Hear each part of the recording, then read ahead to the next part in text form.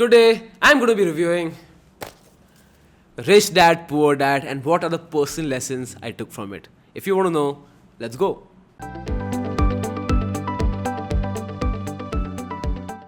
Hi guys, my name is Harsh Goyala and I'm an investor, trainer and mentor in stock markets, and we provide a full stock market course from the very beginning to the very advanced, from technicals to fundamentals. If you, my friends, interested in that, the link of that program is in the description below.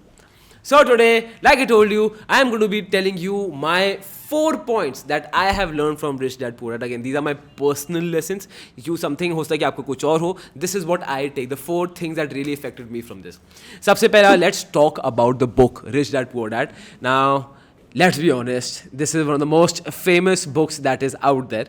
ठीक है, and it's the author is Robert Kiyosaki. That guy is brilliant. आजकल of course people don't talk very well of him क्योंकि आजकल पता नहीं अजीब भी controversy चल रहे. I'm sure you Google, you'll find out. But for me, Robert Kiyosaki will always be my stock market guru because of Rich Dad Poor Dad. Okay, now if you have not read this book, this is one book जो आपको stock markets के बारे में नहीं समझाती specifically. I think it works that how important is your mindset of being rich, how to work towards being rich.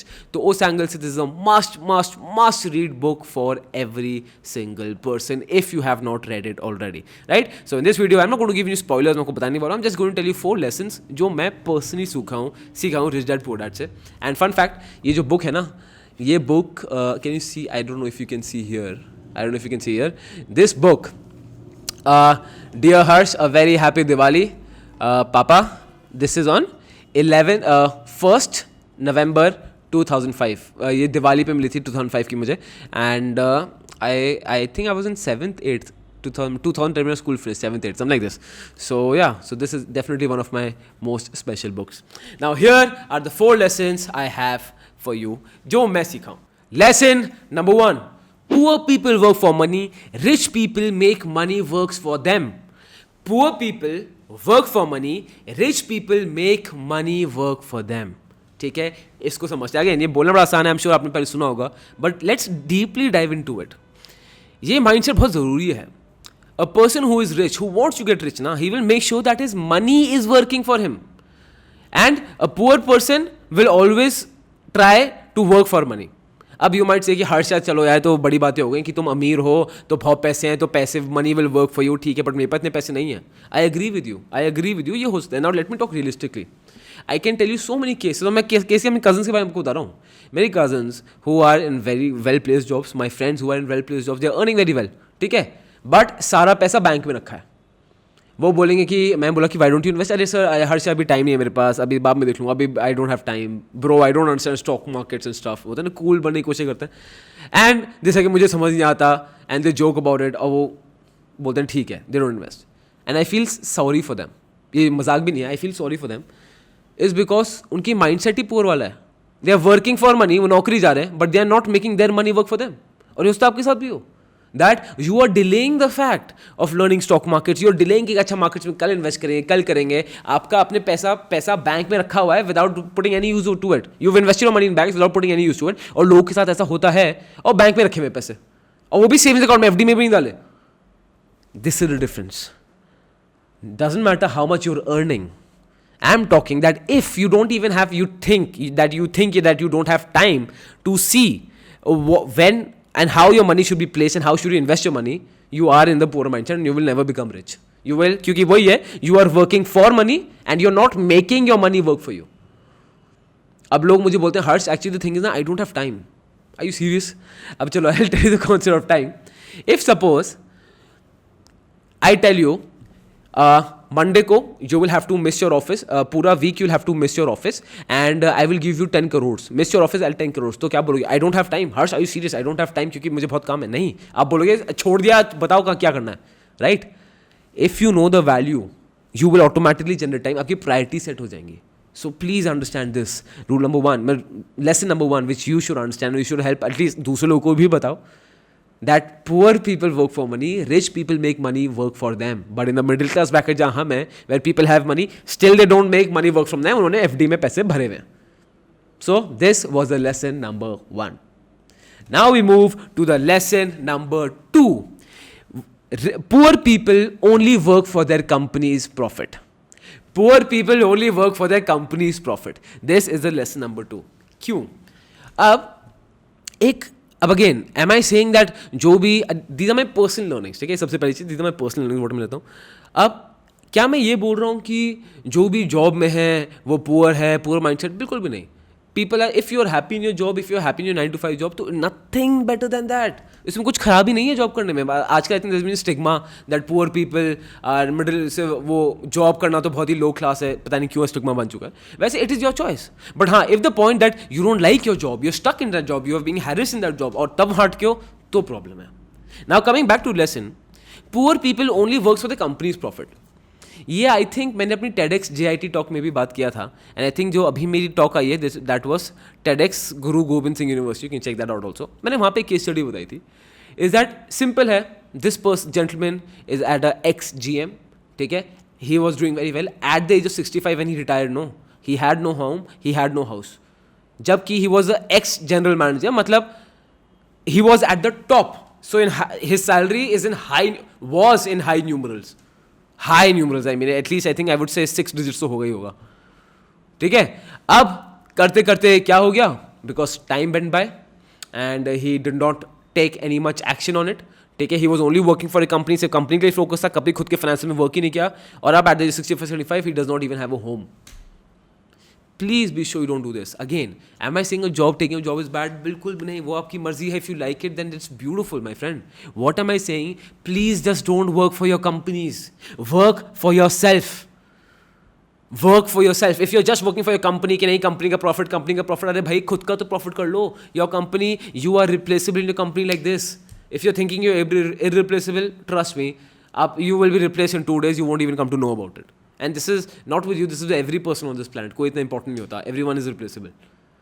Now we come to the lesson number 3.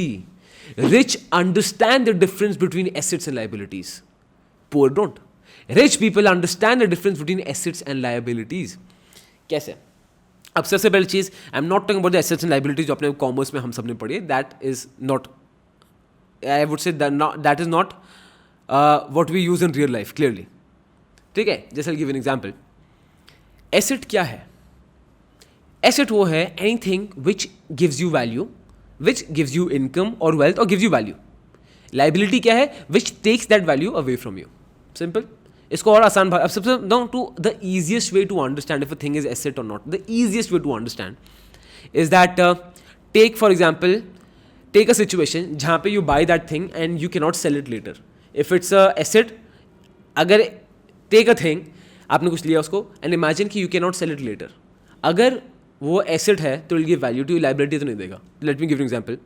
If you buy a property, real estate खरीदी and you can not sell it later, you will have to keep it for the rest of your life, तो क्या आपको फायदा होगा? हाँ, the property value itself is appreciating.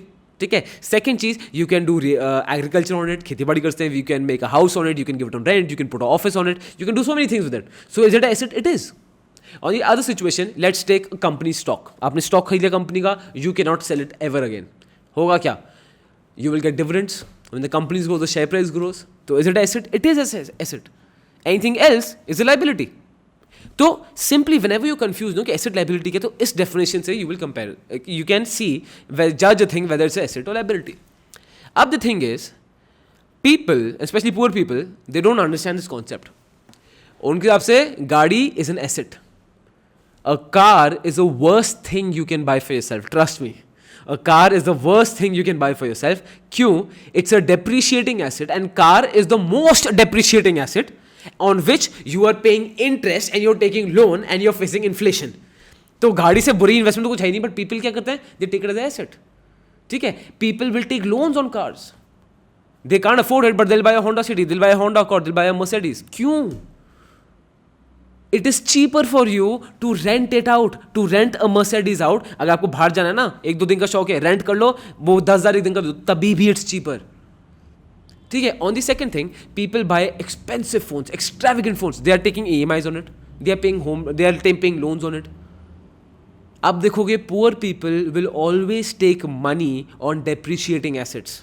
लोगों के credit card debts में डेट लगे हुए हैं. क्यों? सिर्फ डेप्रिशिएटिंग एसेट में, वो मतलब वो लाइबिलिटीज खरीद रहे हैं. They are only buying liabilities. कपड़े खरीद लिए, वो खरीद लिए, you buy new technology, you buy new things, and 90% of the things you won't even need. And you're paying interest on it. This is how poor people become even more and more poor. Rich people, they only invest their money and assets. How will they give this money back to me? So I know so many people जो बोलते हैं अरे यार हर्ष एक बार गाड़ी खरीद लूँ तब मैं इन्वेस्ट करना स्टार्ट करूँगा. अरे हर्ष एक बार लेट मी डू दिस तब I will start investing. If you are one of those categories, please wake up.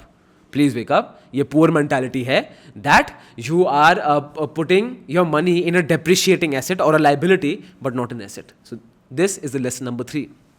Now the lesson number 4 and the most crucial lesson जो मेरा है, the most crucial lesson is the difference of mindset of rich people and poor people.